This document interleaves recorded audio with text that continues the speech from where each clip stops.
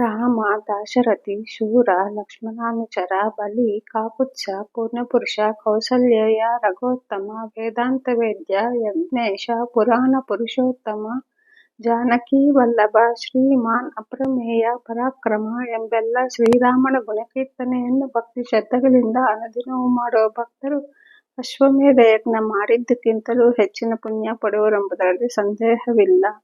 ಪೀತಾಂಬರಧಾರಿಯಾಗಿ ಕಮಲದಳ ನೇತ್ರನೂ ಶ್ಯಾಮಲವರ್ಣನೂ ಆದ ಶ್ರೀರಾಮನ ದಿವ್ಯನಾಮಗುಣ ಸಂಕೀರ್ತನ ಸದಾ ಮಾಡುವರು ಸಂಸಾರ ಕೂಪದಲ್ಲೆಂದೂ ಬೀಳರು.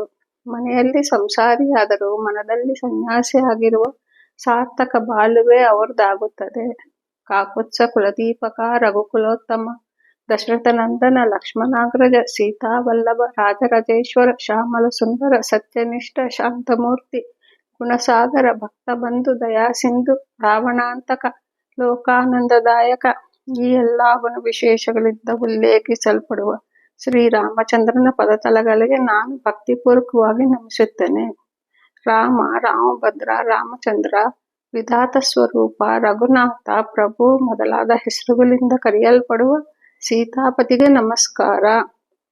ರಘುನಂದನನು, ಭರತಾಗ್ರಜನು, ರಣಧೀರನೂ ಆದ ಹೇ ರಾಮನೇ, ನಿನ್ನಡಿಗಳಲ್ಲಿ ನಾನು ಶರಣು. ಧನ್ಯವಾದಗಳು.